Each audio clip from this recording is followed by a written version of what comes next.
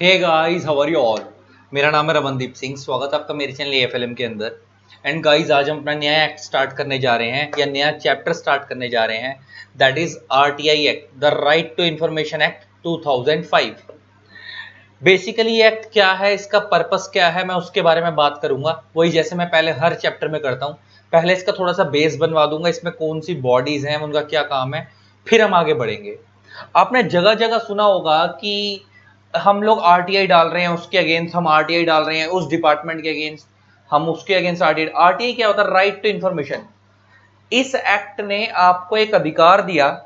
ये एक्ट 2005 में लाया गया और इस एक्ट ने आपको एक अधिकार दिया कि आप अगर किसी भी पब्लिक अथॉरिटी के अगेंस्ट कोई भी इंफॉर्मेशन चाहते हो जो आपको वो पब्लिक अथॉरिटी प्रोवाइड नहीं कर रही है प्यार से, तो आप उसको, अगर आपको लगता है कि वो आपको ऐसे नहीं देंगे या आपको ऐसा लगता है कि कोई इंफॉर्मेशन ऐसी है जो ये इन्होंने पब्लिकली अवेलेबल नहीं कर रखी है लेकिन आपको वो इंफॉर्मेशन चाहिए, तो आप उनके अगेंस्ट आरटीआई डाल के वो इंफॉर्मेशन ले सकते हो पब्लिक अथॉरिटी के अगेंस्ट। तो पहले एक चीज निकल के आते हैं, एक चीज निकल के आई है कि मैं बार बार पब्लिक अथॉरिटी वर्ड यूज कर रहा हूं। तो आरटीआई डलती किसके अगेंस्ट है? आरटीआई कब डालोगे आप? जब आपको कोई इंफॉर्मेशन चाहिए। किससे? पब्लिक अथॉरिटी से। Information from public authority. अब व्हाट इज पब्लिक अथॉरिटी, अब यह समझना बहुत जरूरी है। पब्लिक अथॉरिटी क्या होती है, मैं उसके बारे में बात करूंगा। मगर इधर से पहले एक चीज क्लियर हो रही है कि आरटीआई का मतलब है राइट टू इंफॉर्मेशन, जहां पे हम इंफॉर्मेशन मांग रहे हैं। किससे? पब्लिक अथॉरिटी से। पब्लिक अथॉरिटी क्या है?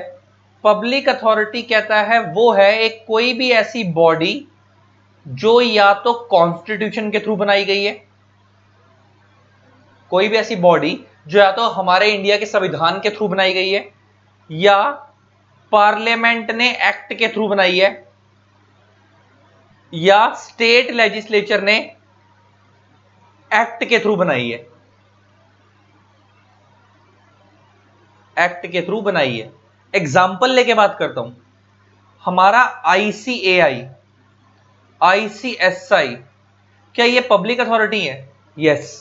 क्या आईसीआई, आपको पता है आईसीआई का institute of chartered accountant of India act है, आईसीआई एक्ट से बनी है, पार्लियामेंट के एक्ट के थ्रू बनाया गया है। ICSI institute of company secretaries of India act 1980 है। आईसीएसआई जो बॉडी है वो भी किसके थ्रू बनाई गई है? Company secretaries of India act 1980 के थ्रू बनाई गई है। इसका मतलब ये जो बॉडीज हैं ये पार्लियामेंट के एक्ट के थ्रू बनाई गई हैं, इसलिए ये भी क्या है? Public authority. इसीलिए आपने देखा होगा बहुत सारे बच्चे जब सीएसीएस सीएमए में फेल हो जाते हैं तो वो सीएसीएस सीएमए इंस्टीट्यूट के अगेंस्ट आरटीआई डालते हैं और वो अपनी सर्टिफाइड कॉपी निकलवाते हैं। अगेंस्ट आरटीआई डाल के क्या करते हैं? अपनी सर्टिफाइड कॉपी निकलवाते हैं कि भाई मेरे मार्क्स कैसे थे, मेरे मार्क्स कहां कटे हैं, उसकी इंफॉर्मेशन दो। फिर ये आरटीआई वाले आपको क्या करते हैं? आरटीआई की एक वेबसाइट अभी तुम्हारा को दिखाऊंगा, फिर वो लोग क्या करते हैं? आपको सर्टिफाइड कॉपी भेज देते हैं आपकी। इसका मतलब आप अगर पब्लिक अथॉरिटी में एग्जांपल आईसीएसआई हो गया। अच्छा, ये जो आईसीएसआई एक्ट के थ्रू बनी है। इसके अलावा ये जो मिनिस्ट्रीज होती हैं बड़ी बड़ी, मिनिस्ट्री ऑफ फाइनेंस। अच्छा, मिनिस्ट्रीज जो बनती हैं, ministry of finance, ministry of corporate affairs, ये जो मिनिस्ट्रीज बनती हैं ये सब कौन बनाते हैं? कॉन्स्टिट्यूशन के थ्रू पावर आई है हमारे इंडिया मिनिस्ट्री बनाने की। जो मिनिस्ट्रीज है कॉन्स्टिट्यूशन के थ्रू बनवाई गई है। तो जो मिनिस्ट्रीज हैं, अगर आपको किसी पर्टिकुलर मिनिस्ट्री से कोई इंफॉर्मेशन चाहिए तो भी आप उनके अगेंस्ट आरटीआई डाल सकते हो। अगर आपको बड़े सारे बोर्ड्स हैं, मिनिस्ट्री के साथ साथ आपको पता होगा बोर्ड्स बने हुए हैं, जैसे आपको पता होगा सीबीडीटी है, central board of direct taxes, है ना। एक सीबीईसी था, central board of silent customs, का नाम चेंज कर दिया गया था बाद में। तो जो बोर्ड्स हैं बड़े सारे बने हुए, अगर आपको इनसे कोई इंफॉर्मेशन चाहिए तो भी आप इनके अगेंस्ट आरटीआई डाल सकते हो। किसी सरकारी डिपार्टमेंट से, किसी सरकारी हॉस्पिटल के अगेंस्ट, है ना, आपको कोई इंफॉर्मेशन चाहिए तो भी आप डाल सकते हो। अल्टीमेटली आप इंफॉर्मेशन किसके थ्रू, किसके अगेंस्ट डालोगे? जो जैसे कोई बड़ी बड़ी सरकारी यूनिवर्सिटीज हैं, जो सरकारी यूनिवर्सिटी है, दिल्ली यूनिवर्सिटी है, वो दिल्ली यूनिवर्सिटी एक्ट से बनी है। दिल्ली यूनिवर्सिटी का खुद का एक्ट है, दिल्ली यूनिवर्सिटी एक्ट से बनी है, तो Delhi university is also body. तो आपको दिल्ली यूनिवर्सिटी से कोई इंफॉर्मेशन चाहिए, आप उस दिल्ली यूनिवर्सिटी के अगेंस्ट आरटीआई डाल सकते हो। तो बेसिकली आपको किसी भी पब्लिक अथॉरिटी से कोई इंफॉर्मेशन चाहिए तो आप राइट टू इंफॉर्मेशन, आपको सरकार अधिकार देती है, आपको ये लॉ अधिकार देता है कि आप उनके अगेंस्ट इंफॉर्मेशन मांग सकते हो। अब आगे सुनना बड़े ध्यान से। इससे एक चीज निकल के आई कि आप पब्लिक अथॉरिटी के अगेंस्ट ही आरटीआई में एप्लीकेशन लगा सकते हो, आरटीआई के लिए लगा सकते हो। आप किसी प्राइवेट कंपनी या प्राइवेट बॉडी के अगेंस्ट आरटीआई नहीं डाल सकते, है ना। एग्जांपल मेरे को रिलायंस का इंफॉर्मेशन चाहिए, तो रिलायंस, अच्छा बच्चा बोलते सर रिलायंस तो पब्लिक कंपनी है। बेटा वो पब्लिक कंपनी है, पब्लिक अथॉरिटी नहीं है। पब्लिक कंपनी तो वो तो कंपनी लोग एक छोटा सा कंसेप्ट है, प्राइवेट कंपनी पब्लिक कंपनी, है ना, वो तो एक सेक्शन के पार्ट है। तो जो कंपनियां हैं प्राइवेट या पब्लिक, अल्टीमेटली हम पब्लिक अथॉरिटी। एक बात बताओ, तुमने सुना होगा एक वर्ड सुना होगा PSU, public sector undertaking, public sector undertaking. Basically PSU हम गवर्नमेंट कंपनीज को बोलते हैं। और गवर्नमेंट कंपनी कौन सी होती हैं? जिनके अंदर मोर देन 51% और मोर कंट्रोल किसका होता है, या तो स्टेट गवर्नमेंट का या सेंट्रल गवर्नमेंट का, या सेंट्रल गवर्नमेंट स्टेट गवर्नमेंट दोनों ने मिलकर लगा रखा हो। तो बेसिकली उन्हें हम बोलते हैं पब्लिक सेक्टर अंडरटेकिंग्स। तो वो तो गवर्नमेंट कंपनीज हैं। अब जो वो है रिलायंस, रिलायंस पब्लिक कंपनी है लेकिन पब्लिक सेक्टर कंपनी नहीं है। पब्लिक सेक्टर कंपनी वो होती है जहां पे गवर्नमेंट का कंट्रोल होता है, और प्राइवेट सेक्टर कंपनी वो होती है जहां पे किसका कंट्रोल होता है, प्राइवेट इंडिविजुअल्स को, तुम्हारे मेरे ऐसे लोगों का। तो जो पब्लिक सेक्टर जहां पे गवर्नमेंट कंट्रोल है, तो रिलायंस को गवर्नमेंट कंट्रोल नहीं कर रही है, अंबानी कंट्रोल कर रहा है, प्राइवेट इंडिविजुअल्स के हाथ में कंट्रोल हो रही है, इसलिए वो कंपनी पब्लिक है लेकिन है प्राइवेट सेक्टर की। तो आपको मैं समझाना क्या चाह रहा हूं कि आप प्राइवेट सेक्टर से कोई इंफॉर्मेशन मांगना चाहते हो, प्राइवेट बॉडी के अगेंस्ट कोई, मान लो कोई पर्टिकुलर कंपनी है, रिलायंस हो गई, आपको रिलायंस से कोई इंफॉर्मेशन चाहिए, वो नहीं दे रहे, तो आप उसके अगेंस्ट आरटीआई नहीं डाल सकते, है ना। या आप मान लो कोई प्राइवेट स्कूल है, आप उस स्कूल वाले आपसे आप उनसे कोई इन्फॉर्मेशन मांग रहे हो, आपको नहीं दे रहे, तो आप उन स्कूल वालों के अगेंस्ट आरटीआई नहीं डाल सकते। बेसिकली आप इन्फॉर्मेशन आप किन के अगेंस्ट आरटीआई डाल सकते हो, जो पब्लिक अथॉरिटी है। और पब्लिक अथॉरिटी क्या होती है, जैसे एग्जांपल मैंने आईसीआई समझाया, मिनिस्ट्रीज हो गई, गवर्नमेंट डिपार्टमेंट्स हो गए, आप उनसे कोई इन्फॉर्मेशन, क्योंकि ये सब कहां कैसे बनी है, जैसे दिल्ली यूनिवर्सिटी हो गई, वो दिल्ली यूनिवर्सिटी एक्ट से बनी है। जो भी कोई बॉडी कॉन्स्टिट्यूशन के थ्रू बनाई गई है, पार्लियामेंट के थ्रू या स्टेट लेजिस्लेचर के थ्रू बनाई गई है, अगर आपको उनके अगेंस्ट कोई इन्फॉर्मेशन चाहिए तो आप उनके अगेंस्ट आरटीआई डाल सकते हो। अब बड़े ध्यान से सुनना, इसमें भी एक चीज समझानी है। हमारे इस एक्ट के अंदर ना आप दो बॉडीज के बारे में पढ़ोगे, दो बॉडीज। एक है सीआईसी, सेंट्रल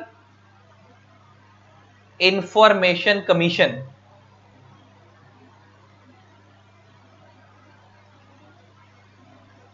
और एक है एसआईसी, स्टेट इंफॉर्मेशन कमीशन।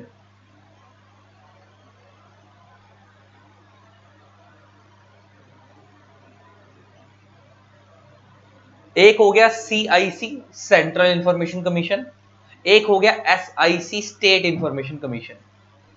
क्या काम है इनका, मैं काम बताता हूं। आपने मान लो किसी पब्लिक अथॉरिटी की, आपने किसी पब्लिक अथॉरिटी से इंफॉर्मेशन मांगी, आपने किसी पब्लिक अथॉरिटी से इंफॉर्मेशन मांगी, मान लो एग्जांपल, आपने आईसीआई से इंफॉर्मेशन मांगी, ICI is also public authority, और आपने जो उनसे इंफॉर्मेशन मांगी आरटीआई के थ्रू, वो इंफॉर्मेशन आपको नहीं दे रहे, आईसीआई वाले आपको इंफॉर्मेशन नहीं दे रहे, तो आप आईसीआई के अगेंस्ट कंप्लेंट कर सकते हो सीआईसी के पास।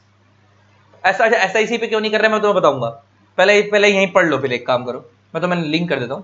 दो तरीके की पब्लिक अथॉरिटी होती है, दो तरीके की पब्लिक अथॉरिटी होती है। एक होती है सेंट्रल पब्लिक अथॉरिटी,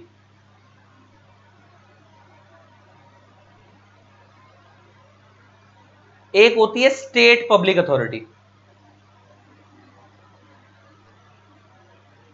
दो तरीके की पब्लिक अथॉरिटी होती है, एक होती है सेंट्रल पब्लिक अथॉरिटी, एक होती है स्टेट पब्लिक अथॉरिटी।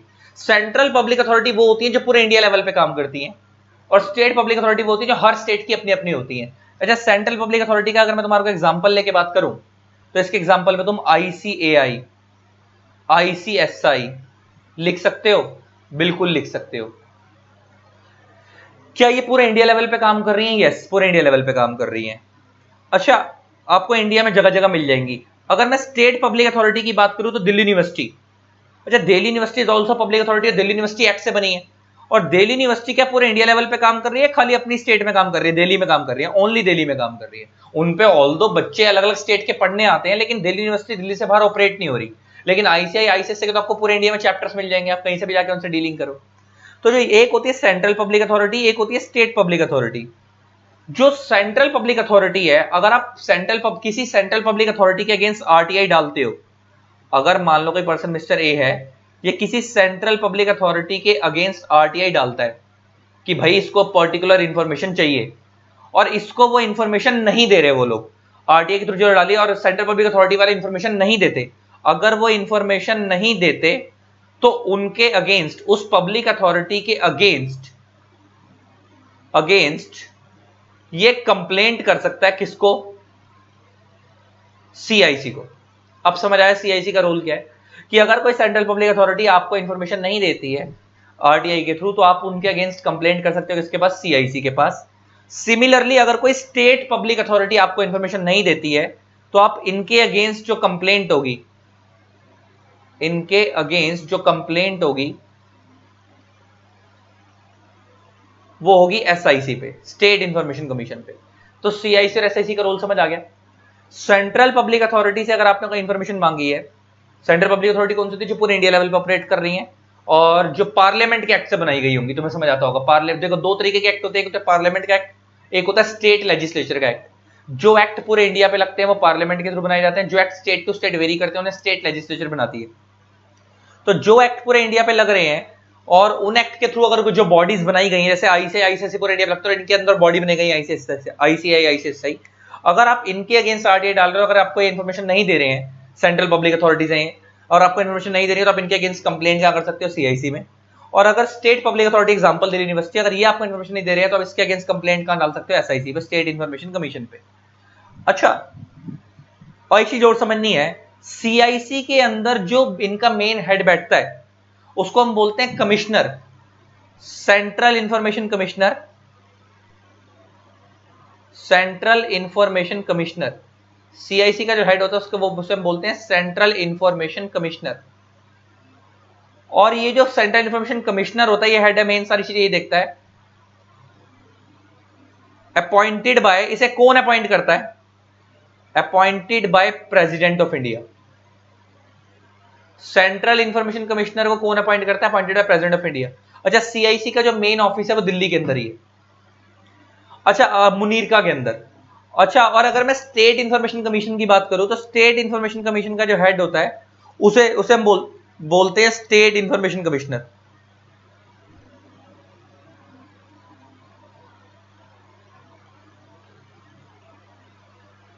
और स्टेट इंफॉर्मेशन कमिश्नर को कौन अपॉइंट करता है,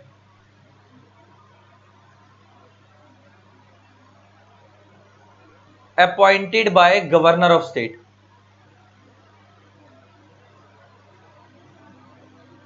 appointed by governor of state, जो स्टेट का गवर्नमेंट है वो अपॉइंट करता है, गवर्नर जो है स्टेट का गवर्नर है वो अपॉइंट करता है। तो ले देखिए, एक चीज समझ आई। अब मैं तुम्हारे को फटाफट बताऊं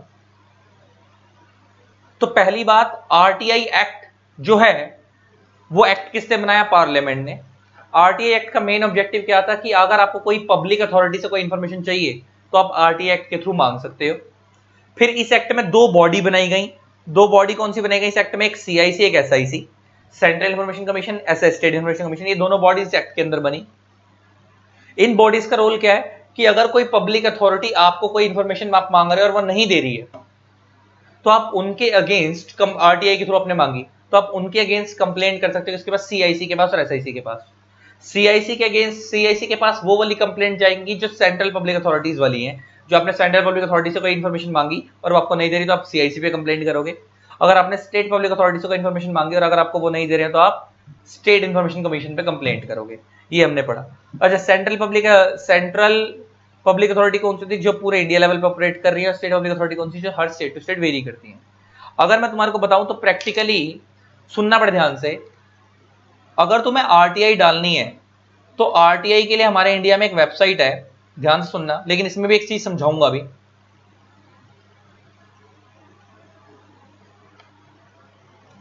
आरटीआई के लिए हमारे इंडिया वेबसाइट है rti.online.gov.in।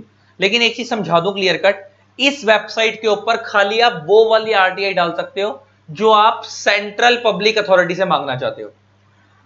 देखो, अभी मैंने बताया ना, दो तरीके की public authority, central public authority, state public authority. अगर आपको किसी central public, example ICI, ICSI या कोई मिनिस्ट्री हो गई, अगर आपको किसी सेंट्रल पब्लिक अथॉरिटी के रिगार्ड से कोई इंफॉर्मेशन चाहिए तो आपको वो वाली इंफॉर्मेशन चाहिए तो आप इस वेबसाइट पे आके लोगे।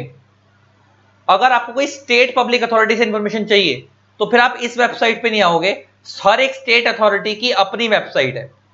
दिल्ली स्टेट के पास अगर आप आरटीआई करनी है तो दिल्ली स्टेट गवर्नमेंट की जो वेबसाइट है उन पे जाओगे, वो तुम्हारे को ना लिस्ट मिल जाएगी स्टेट पब्लिक अथॉरिटी की वेबसाइट के पास, कि हर एक स्टेट की, अगर आपको किसी स्टेट पब्लिक अथॉरिटी से इन्फॉर्मेशन चाहिए तो हर स्टेट पब्लिक अथॉरिटी से अगर इन्फॉर्मेशन चाहिए तो हर स्टेट की अपनी वेबसाइट है आरटीआई डालने के लिए, तो आप उनकी उस वाली वेबसाइट पे जाओगे स्टेट वाइज अगर आपको चाहिए तो।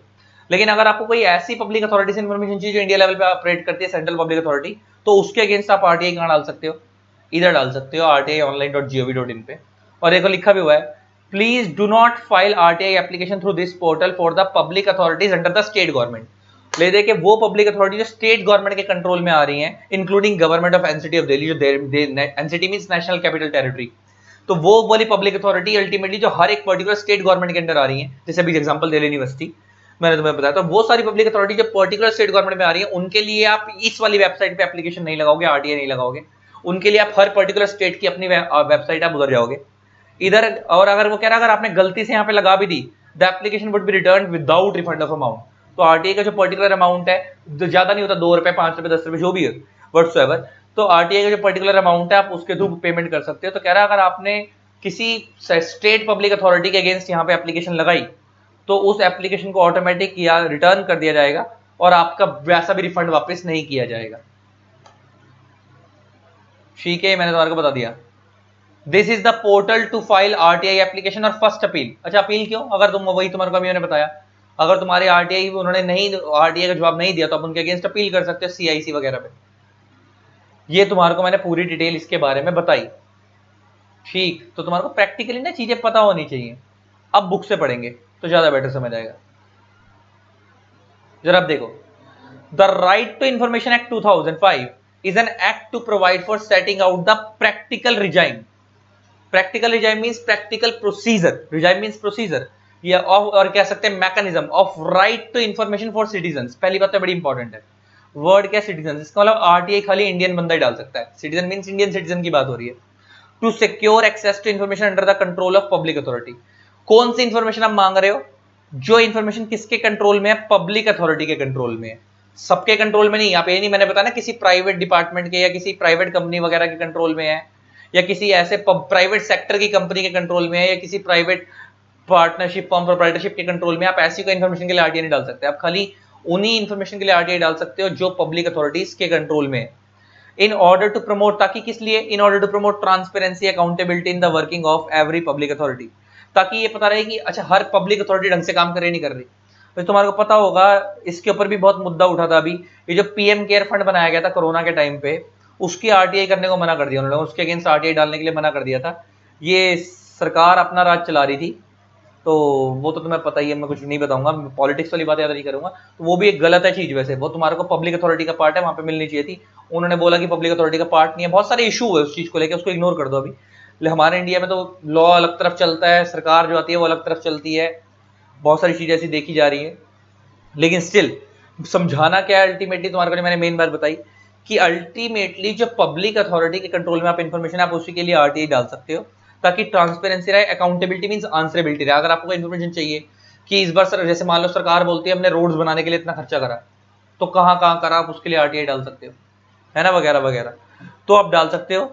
और in the working of every and accountability the working every public authority, the constitution of a central information commission and state information commission and for matters connected therewith और incidental देयरटू। और कह रहा है इस एक्ट के अंदर 2 बॉडीज को constitute किया गया, कॉन्स्टिट्यूशन मींस 2 बॉडीज को बनाया गया। कौन कौन सी bodies? Central information commission, state information commission. इनका क्या काम है मैंने तुम्हारे को भी बताया, सीआईसी एसआईसी जो भी बताया। अच्छा, throughout the world this is seen by many as the key to strengthening the participatory democracy and ensuring more people centred development. हम लोग क्या चाहते हैं कि वर्ल्ड वाइड ये पार्टिसिपेटरी डेमोक्रेसी बढ़े। डेमोक्रेसी तो इंडिया में क्या हालात है तुम्हारे को आज के दिन में पता ही है, लेकिन वो दिल की बात निकल रही है, बस निकाल नहीं पा रहा, है ना, मन की बात, दिल की बात।